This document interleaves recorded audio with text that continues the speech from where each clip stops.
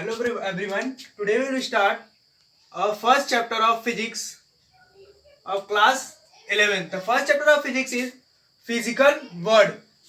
Physical world is not important for your entrance point of view, but it is important for your school exam means board के exam के लिए class 11 का ये जो syllabus है physical word ये important है। इसमें हम लोग को बेसिकली फिजिक्स होता क्या है और फिजिक्स क्यों पढ़ते हैं और फिजिक्स की ब्रांचेस कौन कौन सी है इसके बारे में हम लोग स्टडी करते हैं। ठीक है, first of all we will study the first topic. First of all what is science? Scientia is a Latin word which means to know. Scientia एक लैटिन वर्ड है जिसका मतलब होता है किसी भी चीज के बारे में जानना। जैसे अगर हम प्लांट के पार्ट के बारे में जान रहे हैं तो उसको जान रहे हैं, मतलब तो ये साइंटिया जो है एक लैटिन वर्ड है जिसका मीनिंग होता है to know. Means science is basically to know something, मतलब किसी के बारे में कुछ जानना होता है। Basically science is divided into three main parts. First one is biology, second one is chemistry and third one is physics. Physics three parts में डिवाइड है। Science, biology, chemistry and physics.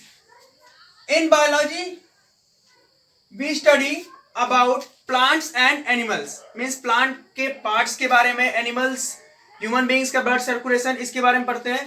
Chemistry में हम लोग chemicals कैसे react करते हैं, कोई भी केमिकल रिएक्शन होता कैसे है, कोई भी चीज राइप कैसे होता है, पकता कैसे, कर्ड कैसे फॉर्म होता है, कोई चीज कितना एसिडिक है, कोई कितना बेसिक है, ये हम लोग किसमें पढ़ते हैं? केमिस्ट्री में पढ़ते हैं। The third one physics. Physics is the study about nature और नेचुरल थिंग्स। मीन्स फिजिक्स जो होता है वो नेचर और नेचुरल थिंग्स के बीच पढ़ने के लिए होता है। Basically first of all what is physics?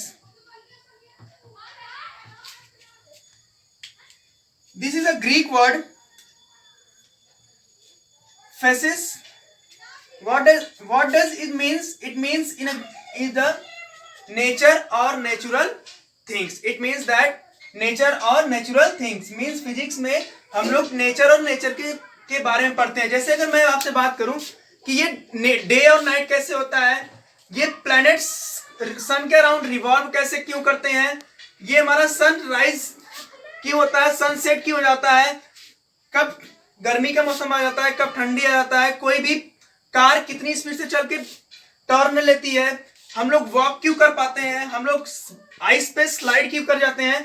तो ये बेसिकली जो नेचर में जो नेचुरल थिंग होता है उसमें हम लोग फिजिक्स के बारे में पढ़ते हैं। मीन्स कोई भी नेचुरल थिंग्स जिसके बारे में हम लोग नेचर से पढ़ते हैं उसको हम लोग बोलते हैं फिजिक्स, वो फिजिक्स के अंदर में आता है। Then first thing about physics is that law and principle in physics are dynamic. First of all, what does mean by dynamic? Dynamic means something change, means जो motion में रहता है, जो change होता है। One term is there statics. It means that rest. means कोई भी चीज जब रुका होता है हम लोग statics बोलते हैं, लेकिन जब कोई चीज dynamic होता है means वो change होता रहता है। इसीलिए क्योंकि फिजिक्स जो होता है वो लॉ और प्रिंसिपल इसका डायनेमिक होता है। जैसे मैं अगर एक्सप्लेन करूं, जैसे गैलीलियो का एक क्लास 9th में एक्सपेरिमेंट था, उन्होंने बोला था कि अगर कोई चीज स्ट्रेट लाइन पे मूव कर रही है तो उसको कोई फोर्स की जरूरत नहीं पड़ती है। लेकिन जब न्यूटन ने नया एक्सपेरिमेंट किया, मतलब नया ऑब्जर्वेशन दिया, तो उन्होंने ये बताया कि कोई भी चीज अगर रेस्ट पे है तो रेस्ट पे रहेगी, अगर मोशन में है तो मोशन में रहेगी, तब तक जब तक उस पर कोई एक्सटर्नल फोर्स नहीं लगता है। What does it mean? Means इसका कहने का मतलब ये था कि लॉ एंड प्रिंसिपल डायनेमिक होता है। मीन्स ये ऑब्जर्वेशन के ऊपर डिपेंड करता है, मीन्स ऑब्जर्वेशन के ऊपर ये डिपेंड करता है। मीन्स अगर कोई साइंटिस्ट आया, अगर उसने ऑब्जर्वेशन करके ये प्रूफ कर दिया कि जो ग्रेविटेशन लॉ है उसके अलावा भी कुछ उसमें चेंजेस किए जा सकते हैं, तो वो वाला जो लॉ है वो चेंज होके नए वाले लॉ पे अप्लाई हो जाएगा। मीन्स जो लॉ एंड प्रिंसिपल होते हैं फिजिक्स में वो चेंज होते रहते हैं। मीन्स कोई फिक्स नहीं रहता है, मतलब पहले कुछ हम लोग और पढ़ते थे, अब धीरे धीरे कुछ और पढ़ेंगे। ठीक है, उसको वो बार बार ऑब्जर्वेशन जैसे जैसे करेंगे हम लोग, ऑब्जर्वेशन जब साइंटिस्ट कर देता है तो वो लॉ चेंज होता है। एप्पल का जैसे गिरना, एप्पल गिरता है तो उस टाइम तो न्यूटन नहीं बताया, लेकिन अगर अब कोई दूसरा कोई आ जाएगा उसको कुछ और फोर्स बोल दे ऑब्जर्वेशन से वो प्रूफ कर दे तो वो लॉ भी चेंज हो जाएगा। मीन्स जो लॉ फिजिक्स का होता है वो चेंज होता है, इसीलिए उसको हम लोग डायनेमिक बोलते हैं। ठीक है, First of all, and the next topic is physics is related to math. Means अगर हमें मैथ आएगी तभी हम लोग फिजिक्स को सॉल्व कर पाएंगे, क्योंकि फिजिक्स में बेसिकली क्या होता है, फिजिक्स में डेरिवेशंस होते हैं और न्यूमेरिकल होते हैं. तो जितने भी न्यूमेरिकल या डेरिवेटिव्स, जितना भी डेरिवेशन किया गया, जितना भी फॉर्मूला है, वो सब मैथ लैंग्वेज से लिया गया है. मींस अगर हमें मैथ की बेसिक नॉलेज नहीं पता है, differentiation, integration, logarithm, function, relation, ये सब क्या होते हैं, कोई भी एक्सपोनेंट को सॉल्व कैसे करते हैं, तो फिजिक्स में हमें प्रॉब्लम होगी. तो मैथ से हमें पहले मैथ और फिजिक्स आपस में रिलेटेड. अगर हमको मैथ आएगा तो हम फिजिक्स को इजीली सॉल्व कर पाएंगे. क्यों? क्योंकि इसमें न्यूमेरिकल और फॉर्मूलाज भी आते हैं. Coming to the next topic.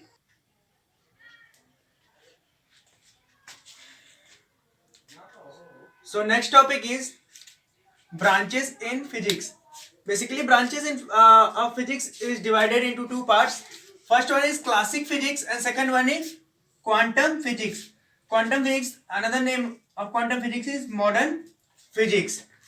Classical physics means, name से clear है, classical physics means जो पहले से बनी हुई है, जो पहले से ही बनी, जैसे क्लासिकल सॉन्ग्स होते हैं ना पुराने वाले, तो ये फिजिक्स जो है वो पहले से ही बनी होती है. बनी मतलब इसके बारे में बता दिया गया था. तो ये जो फिजिक्स होती है मैक्रोस्कोपिक ऑब्जेक्ट पे डील करती है. मैक्रोस्कोपिक मींस जिसका फाइनाइट डायमेंशन होता है. मतलब जैसे कार, कोई बॉल है, तो ये सब क्या होते हैं, मैक्रोस्कोपिक. तो जो क्लासिकल फिजिक्स है वो डील करती है मैक्रोस्कोपिक फेनोमेना के साथ. और जो मैक्रोस्कोपिक में हम लोग को पढ़ना पड़ता है, मैकेनिक्स पढ़ना पड़ता है, थर्मोडायनेमिक्स, इलेक्ट्रोडायनेमिक्स एंड ऑप्टिक्स. जो क्लासिकल फिजिक्स है वो माइक्रोस्कोपिक पे डील करती है. माइक्रोस्कोपिक मींस जो फाइनाइट, जिसका शेप होता है, मींस जो देखने में दिखता है, जो हमारी आई से विजिबल होता है, जैसे कार और कोई भी बॉल या फिर कोई ब्लॉक. तो ये सब क्या है, ये माइक्रोस्कोपिक पे डील होता है.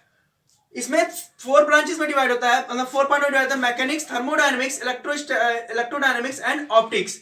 First of all mechanics. Mechanics include motion in single मतलब straight line, fluid, sound, friction, etc. All these topics comes under mechanics. And the thermodynamics include heat engine, temperature, refrigerator, working of refrigerator, etc. And electrodynamics include charges, current, AC, DC, etc. And optics deals with light. Light comes reflection, refraction, etc. Diffraction, dispersion, formation of rainbow, all this comes in optics. Basically mechanics and some part of thermodynamics we will study in class 11th. Means जो ये mechanics है और thermodynamics है, इसको हम लोग class 90% part इसका हम लोग क्लास 11 में पढ़ते हैं. और ये जो इलेक्ट्रोडायनेमिक्स और ऑप्टिक्स है, इसको हम लोग क्लास 12th में पढ़ते हैं. मीन्स ये सिलेबस जो है हमारा क्लास 12th का है, इलेक्ट्रोडायनेमिक्स और ऑप्टिक्स. और ये मैकेनिक्स, मोस्टली जितने मैकेनिक्स के चैप्टर्स हैं सब हमारे क्लास 11th में कवर होते हैं. थर्मोडायनेमिक्स का भी कुछ पार्ट हमारा 11th में कवर होता है, कुछ पार्ट हमारा 12th में जाता है. उसके बाद इलेक्ट्रोडायनेमिक्स जो होता है हमारा charge, current, AC, DC, magnetism, magnetism, electromagnetic induction, सब हमारा क्लास 12th में आता है. उसके बाद optics, light refraction, reflection, dispersion of light, scattering of light, all this come in your class 12th syllabus. Clear? The next one physics is quantum physics. Quantum physics means another name of quantum physics is modern physics.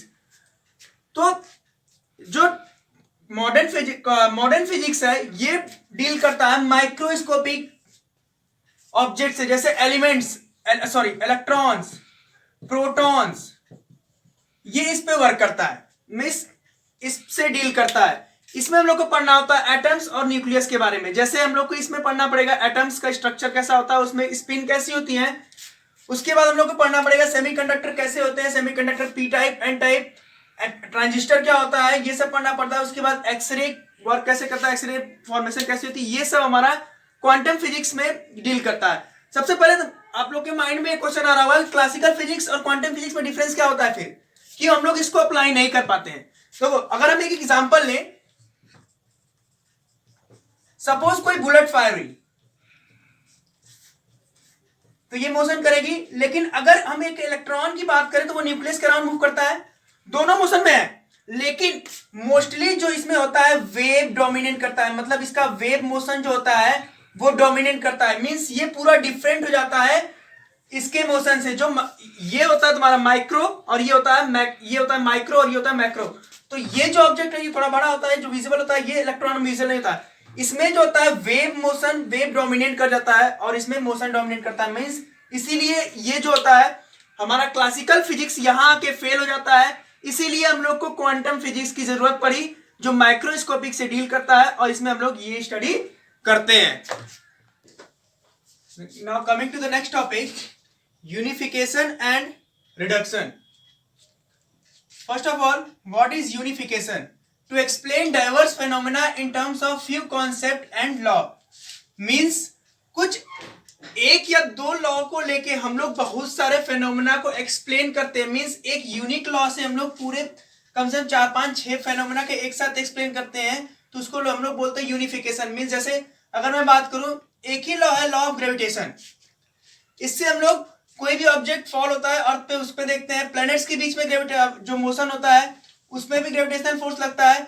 दो planet आपस में attract करते हैं, दो planet आपस में attract करते हैं, उसको भी हम लोग किससे एक्सप्लेन करते हैं, लॉ ऑफ ग्रेविटेशन। मींस सबके लिए सिर्फ और सिर्फ एक ही लॉ है।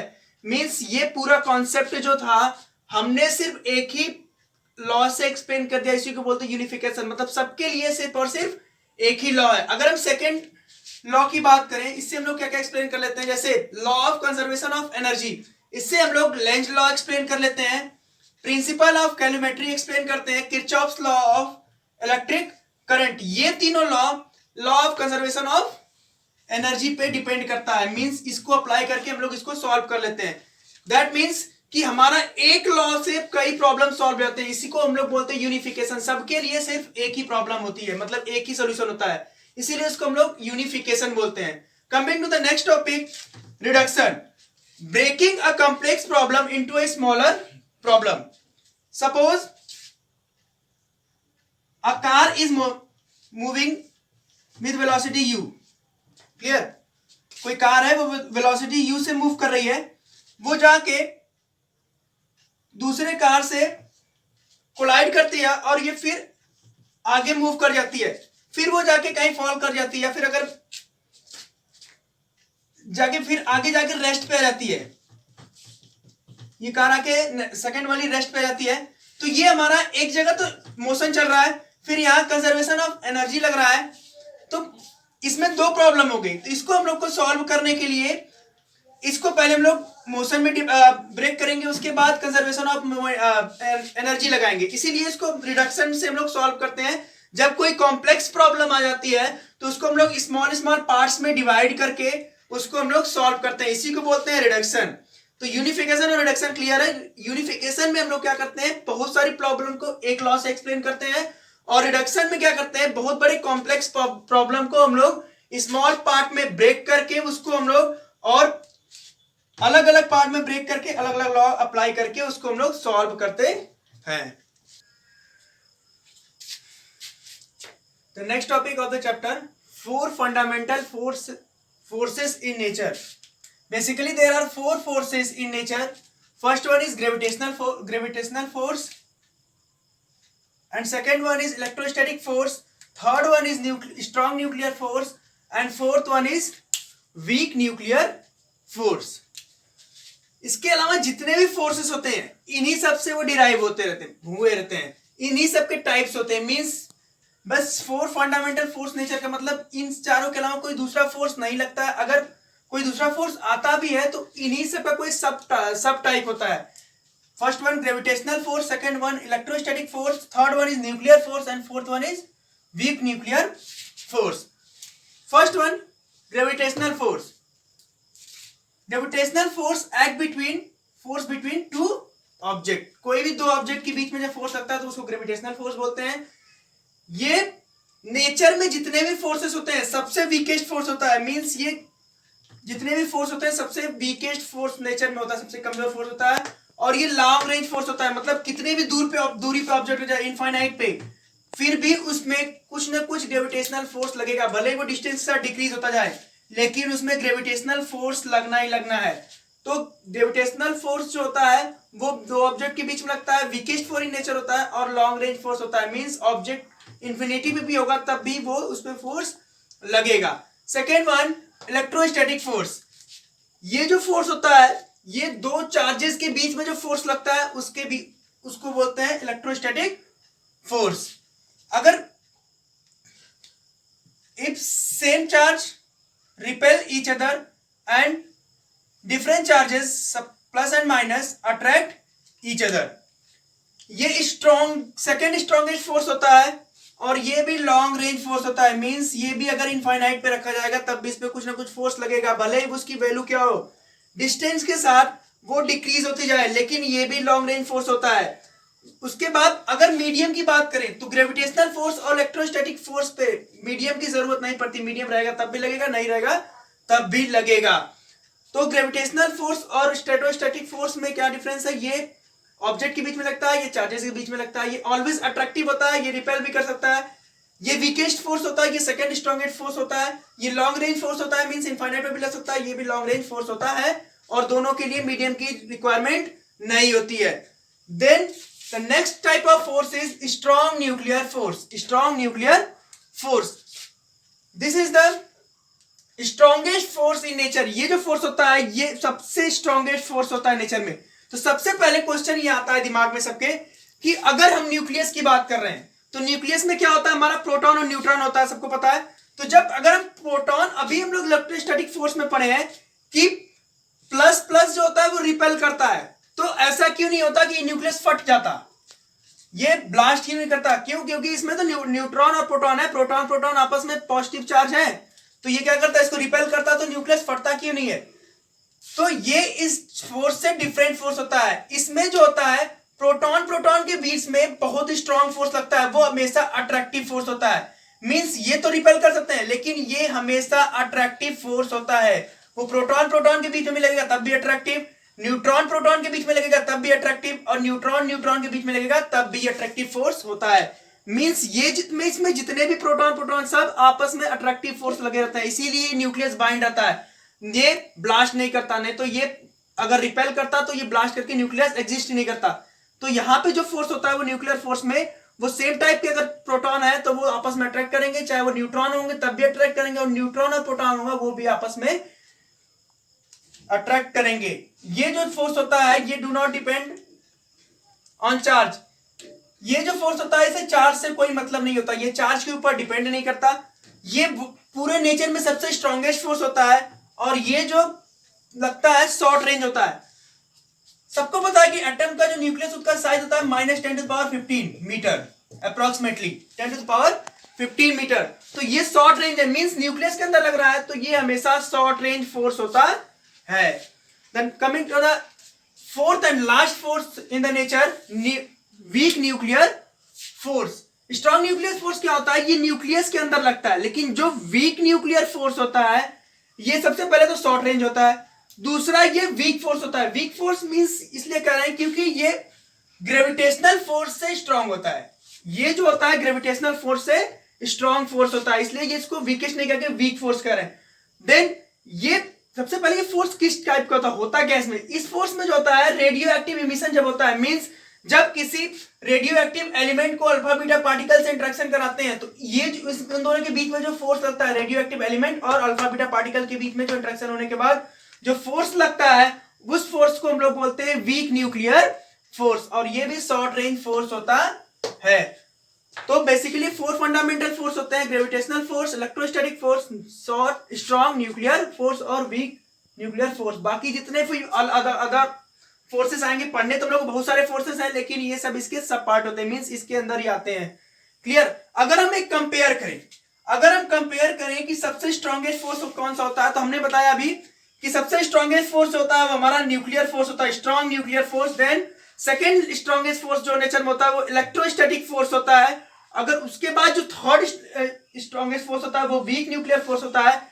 देन सबसे वीकेस्ट होता है वो ग्रेविटेशनल फोर्स होता है, ग्रेविटेशनल फोर्स होता है। अगर हम बात करें, सपोज अगर हम स्ट्रॉन्ग न्यूक्लियर फोर्स को सपोज 1 न्यूटन ले लेते हैं, सपोज हम लोग इसको 1 न्यूटन ले लेते हैं, तो उसके कंपेयर में ये 1/10 पार्ट हो जाता है, 1/100 पार्ट हो जाता है। मींस अगर ये 1 होगा तो ये 10⁻⁻² न्यूटन लगेगा।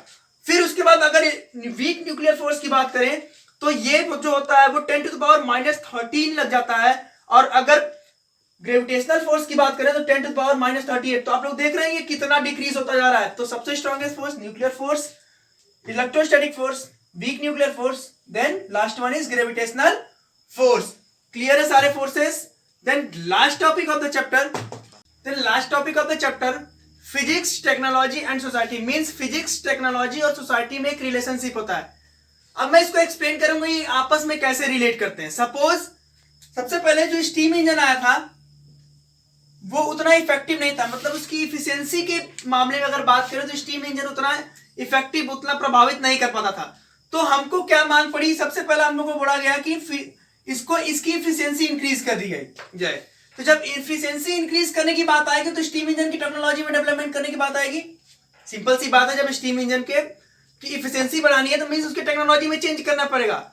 तो जब ये टेक्नोलॉजी में चेंज करने के लिए आया तो फिजिक्स ने एक नई ब्रांच को डेवलप किया जिसका नाम था थर्मोडायनेमिक्स, जिससे हीट इंजन, स्टीम इंजन सब इसमें हम लोग पढ़ते हैं।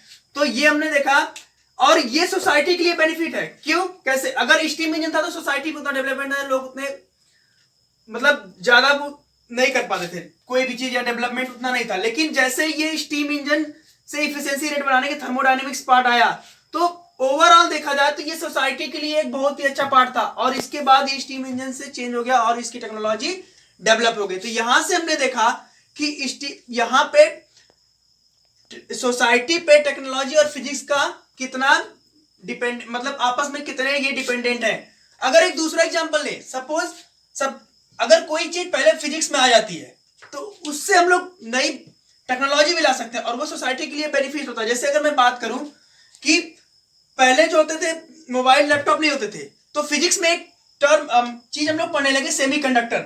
और सेमीकंडक्टर पढ़ते पढ़ते हम लोग एक डिवाइस डेवलप किए जिसका नाम था सिलिकॉन चिप। जैसे सिलिकॉन चिप बनी उसके बाद टेक्नोलॉजी में तुरंत चेंज आया और टेक्नोलॉजी में बनाया गया लैपटॉप, मोबाइल और एलईडी। और सबको पता है कि सोसाइटी में कितना यूजफुल है। तो यहां फिजिक्स से टेक्नोलॉजी में चेंज आया और यहां से फिर ये सोसाइटी में डेवलपमेंट हुआ। तो हमने देखा कि सोसाइटी, टेक्नोलॉजी और फिजिक्स आपस में कितना रिलेट करते हैं। मींस ये आपस में अगर एक चेंज होगा तो दूसरे पे इफेक्ट पड़ेगा, दूसरा चेंज होगा तो दूसरे की जरूरत पड़ेगी। तो ये आपस में इंटररिलेटेड है।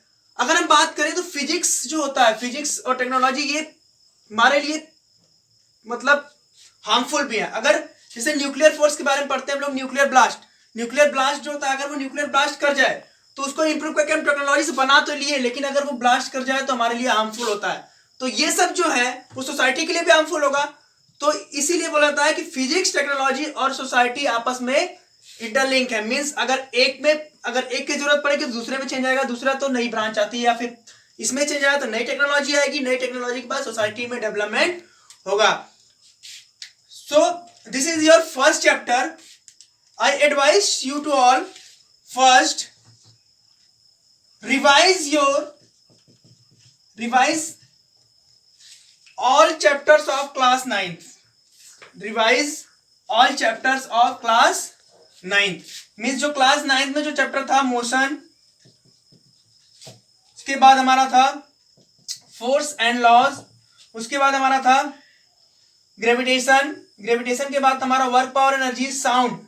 तो ये जो सारे 4 चैप्टर्स हैं ये बेसिक हैं। तो बेसिक ये हम लोग को फिर वापस 11th में पढ़ने हैं। तो ये जो बेसिक है इसको मैं आप लोग से एडवाइस करूंगा, क्योंकि अभी आप 11th का पहला चैप्टर आ रहा है, तो ये अगर आप बेसिक क्लियर कर लेंगे तो 11th में जो चीजें नहीं आएंगी उसको समझने में ज्यादा टाइम नहीं लगेगा, क्योंकि बेसिक किसी चीज का अगर क्लियर हो जाता है तो हमें आगे समझने के लिए कोई प्रॉब्लम नहीं होती है। अगर सेकंड बात करें, सेकंड टर्मिनोलॉजी होती है वो मैथ में एक्सपोनेंट कैसे सॉल्व करते हैं।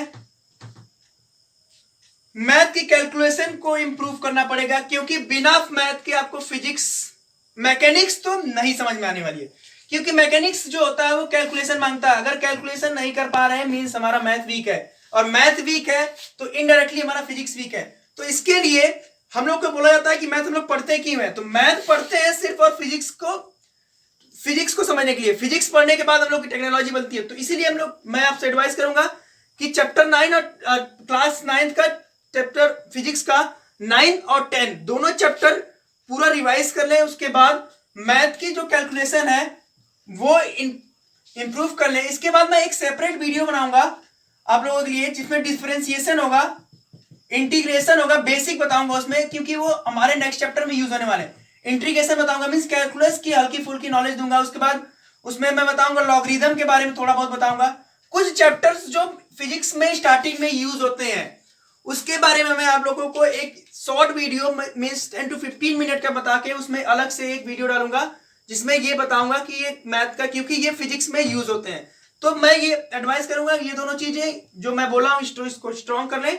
उसके बाद ये एक चैप्टर होगा जिसको मैं बता दूंगा बेसिक इसका, बाकी चीजें आप मैथ में तो पढ़ ही लेंगे। Thank you.